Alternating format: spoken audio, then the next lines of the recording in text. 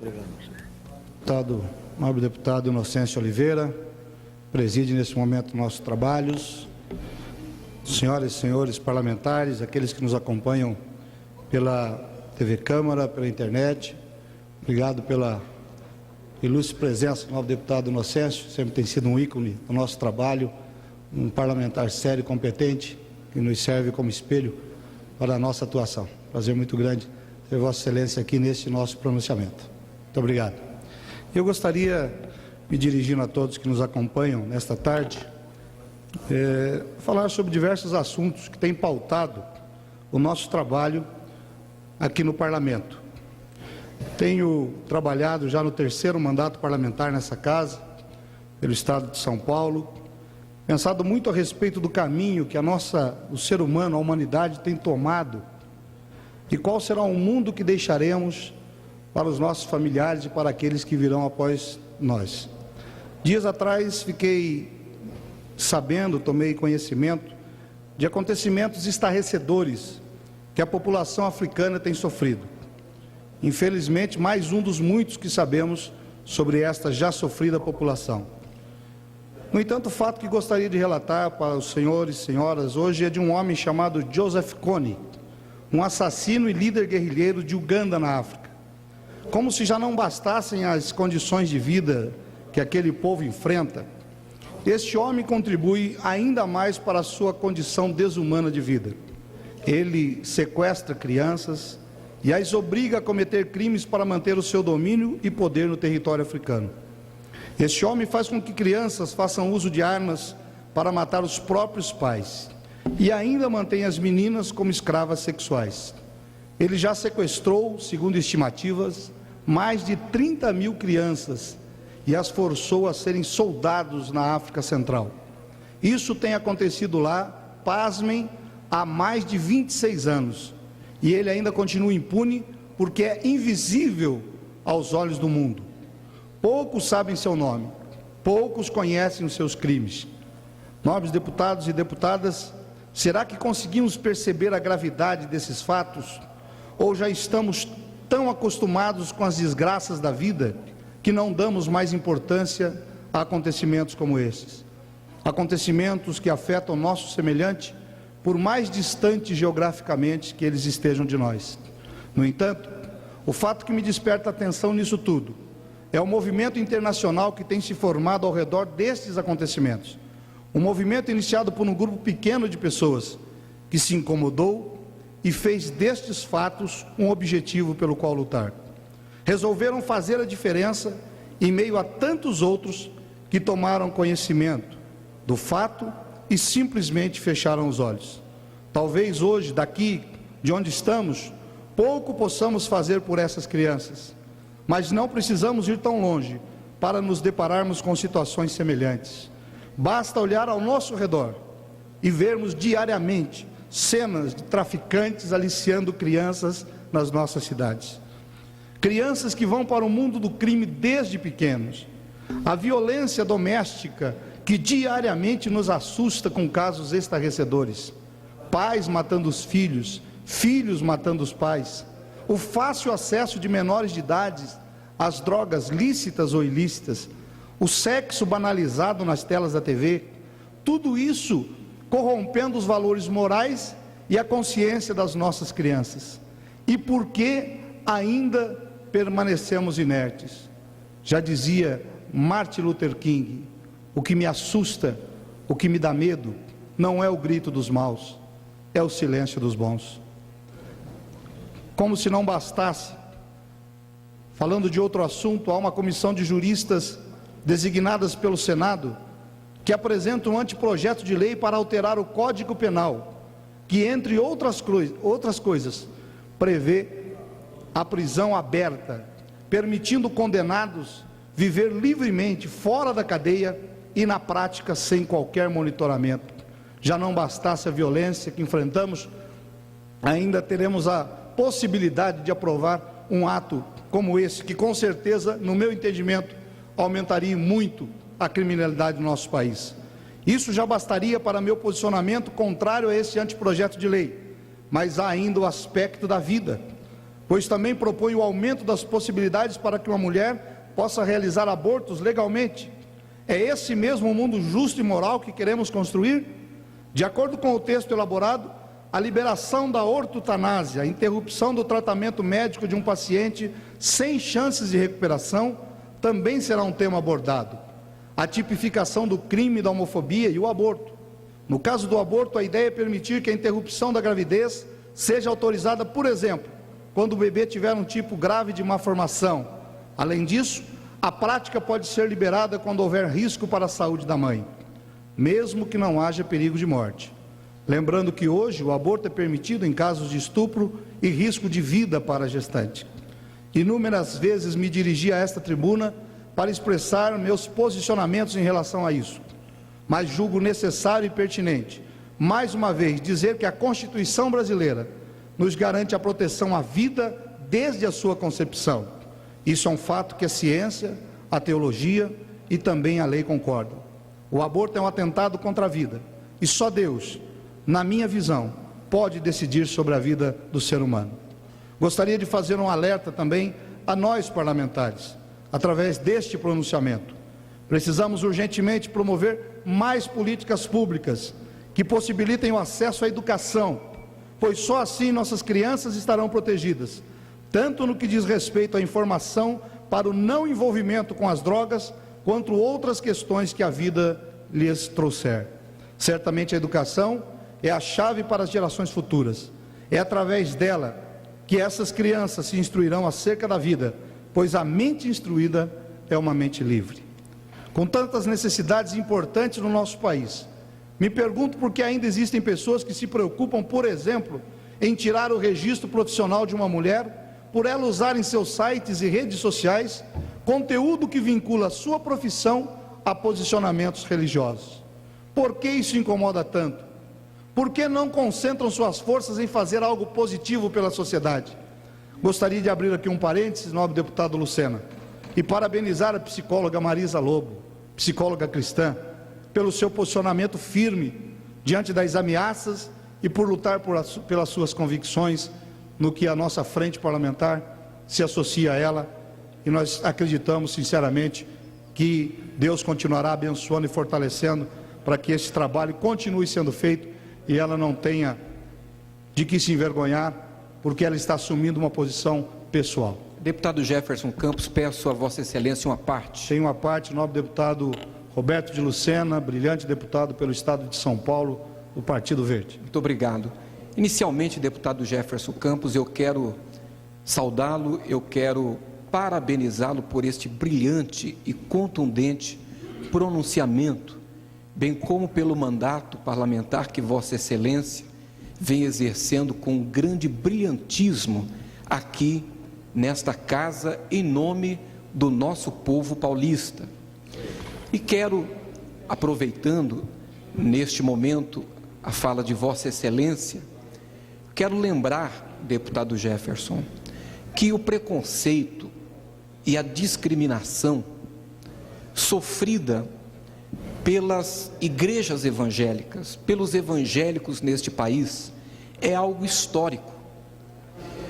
Desde 150 anos atrás, quando os primeiros missionários presbiterianos chegaram neste país e foram recebidos na cidade maravilhosa do Rio de Janeiro com muita resistência aos movimentos evangélicos que aconteceram a partir daí, inclusive pela igreja que Vossa Excelência, da qual Vossa Excelência faz parte como pastor e um pastor honrado e respeitado na sua instituição, que é a Igreja do Evangelho Quadrangular, uma das instituições maiores, mais sérias deste país, que está em todo o território nacional fazendo um grande trabalho, não somente de evangelização, mas um trabalho social. Quanto, deputado Jefferson Campos, a Igreja do Evangelho Quadrangular já foi perseguida, não somente na sua fundação, quando tinha suas tendas queimadas, os seus prédios depredados, os seus missionários e pastores perseguidos e muitas vezes inclusive presos, mas até os dias de hoje, quando as armas que são usadas são armas de outra natureza. E nessa esteira de perseguição, nós vemos o que tem acontecido nesses últimos dias com a psicóloga doutora Marisa Lobo. E eu quero aqui somar-me a Vossa Excelência na defesa desta psicóloga, desta profissional, que nada mais tem feito a não ser honrar a sua profissão, honrar a promessa que fez quando fez os seus votos, quando fez o seu juramento profissional. A psicóloga doutora Marisa Lobo não foi, deputado Jefferson, não foi acusada com provas em nenhuma situação. Ela tem sido vítima de preconceito, vítima de discriminação, vítima de perseguição, e eu espero que esta casa seja sensível a ver não somente no caso de Marisa Lobo, mas neste caso, no caso de Rosângela Justino e outros, os sinais de um ambiente muito perigoso que está se construindo, um ambiente perigoso que tem se construído no país, onde as pessoas são rotuladas e discriminadas e perseguidas por causa da fé que professam. Deputado Jefferson, muito obrigado pela parte de Vossa Excelência. Mais uma vez, meus parabéns pelo pronunciamento em defesa da vida, em defesa da família, e mais uma vez, meus cumprimentos pelo vosso grande mandato.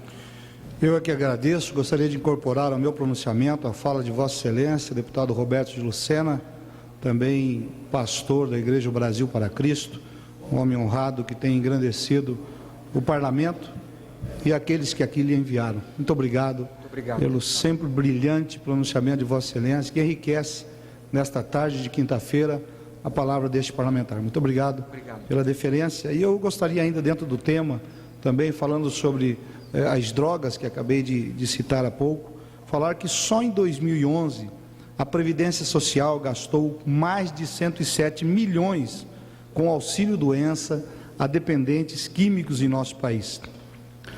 E eu estou apelando aqui, inclusive, para os magistrados, pela agilidade das decisões que respaldam, por exemplo, a venda dos bens apreendidos, decisões judiciais que poderiam fazer com que o Fundo Antidrogas ou os tribunais de contas pudessem ter recebido esses mais de 2 bilhões que hoje estão travados com bens que pertenceram a traficantes. É apenas uma das ações que nós poderíamos tomar para o combate desse mal tão nocivo que hoje está permeando a sociedade, as nossas crianças, as grandes e pequenas cidades do nosso país. Esta realidade, ela mostra que às vezes nós acabamos matando uma mosca e engolindo um elefante, como se diz no ditado popular. Ou seja, acaba dando importância a pequenas decisões, como acabamos de falar aqui, da psicóloga cristã Marisa Lobo, e às vezes não vemos os grandes problemas que nós temos enfrentado no nosso país.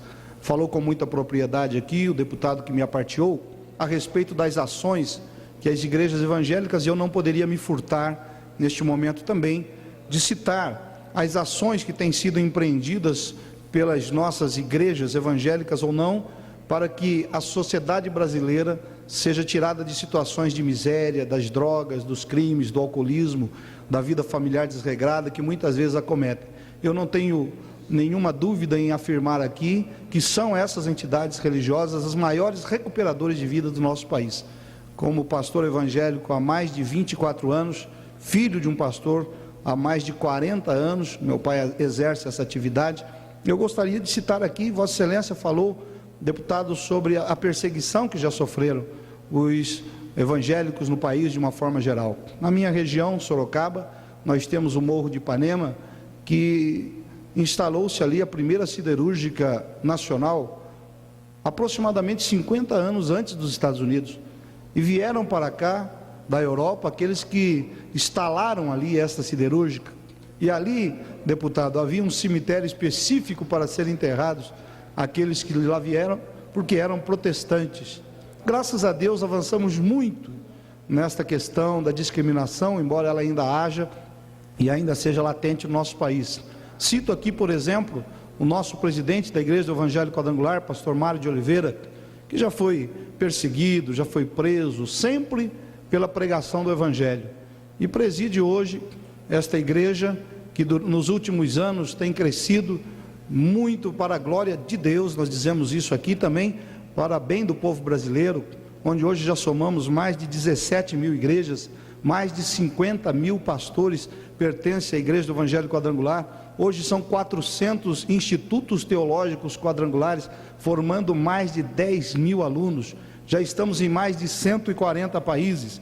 E temos, além de outros, eu gostaria de citar alguns trabalhos sociais realizados, por exemplo, em Minas Gerais, com a Casa da Provisão, durante o tsunami ocorrido há algum tempo atrás. Nós conseguimos, através da Casa da Provisão, enviar quase mais materiais do que o governo brasileiro para os atingidos pelo tsunami. Gostaria de citar aqui o trabalho do pastor, também deputado federal, Josué Bengston, lá em Belém do Pará, onde tem um projeto que trabalha com os presidiários, mas não apenas com os presidiários, trabalha com a família daqueles que estão do lado de fora, para que quando estes voltem para o seio da sociedade, não encontrem uma família desorganizada, uma família que está à mercê das dívidas contraídas dentro dos presídios, e que eles possam continuar na sua vida cotidiana. Quero citar o meu estado, o estado de São Paulo, onde a Igreja Quadrangular é presidida pelo reverendo Rocco de Gílio Filho, através do Conselho Estadual de Diretores, superintendentes, pastores, fiéis, membros, lideranças desta igreja no estado de São Paulo, que tem desenvolvido projetos como o projeto Criança Feliz na cidade de Indaiatuba, que visa tirar crianças das ruas e dar a elas a educação, o alimento, não só para o corpo, mas também para a alma.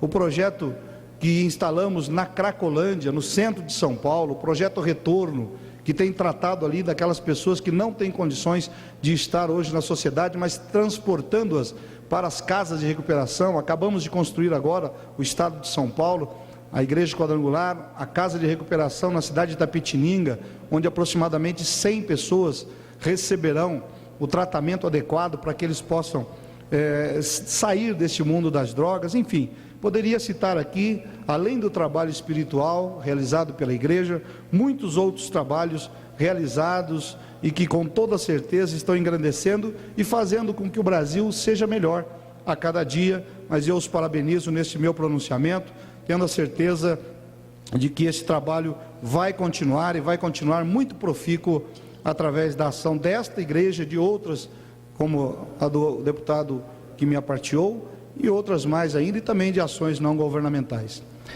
Encerrando já o meu pronunciamento, senhor presidente, senhoras e senhores deputados, eu quero conclamar mais uma vez a nossa população a se envolver com a dificuldade dos próximos, daqueles que estão próximos de cada um de nós. Sabemos que a era da internet nos permite estar próximo de quem está longe, mas não podemos fazer com que ela nos distancie daqueles que estão perto. E o ser humano, ele tem algumas características muito interessantes. Às vezes não valorizamos quem está perto. Às vezes viajamos quilômetros para dar um abraço em alguém que já partiu, mas não andamos alguns quarteirões para dar um abraço num amigo que está próximo. Às vezes enviamos coroas para pessoas que já partiram e não temos coragem de dar um buquê, uma flor, uma rosa para alguém que está perto. Às vezes, em lágrimas, dizemos a alguém que já partiu, que não pode ouvir o que dizemos, que o amamos, mas não estendemos a mão a alguém que está ao nosso lado para dizer que ele é importante para nós, que nós o amamos e precisamos dele. Então eu quero conclamar humildemente aqui desta tribuna a todos que nos acompanham, que acompanham esse pronunciamento pela TV, pela internet, que possamos fazer esta análise. E como disse há pouco, o que nos preocupa não é o grito dos maus, é o silêncio dos bons. Este sim que deveria clamar. E esta casa, faço uma meia-culpa, nós muitas vezes nos silenciamos diante de situações que o povo brasileiro espera o nosso pronunciamento. E quando nós nos calamos, aí as pedras têm que clamar. E eu fui enviado para cá, pelo povo paulista, para clamar, para dizer, para falar aquilo que nós pensamos, aquilo que nós acreditamos. E por isso, deputado Amaury, nós queremos, ao encerrar esta palavra, também parabenizar a ministra Gleisi Hoffmann, que recentemente solicitou ao Ministério das Relações Exteriores que apelasse ao Irã sobre a sentença de morte do pastor evangélico Youssef Nakardian, que foi condenado à pena máxima por deixar o islamismo e se converter ao cristianismo. Nesse sentido, o Brasil deu um exemplo na luta e a favor dos direitos humanos, e eu quero aqui publicamente parabenizar a ministra Gleisi Hoffmann, que tomou essa atitude de coragem, e com toda certeza isso influiu muito na mudança da pena do pastor Yosef. Este é o meu pronunciamento, que Deus abençoe a todos e solicito, senhor presidente, que seja divulgado nos meios de comunicação da Casa e também, se possível, no programa Na Voz do Brasil. Muito obrigado.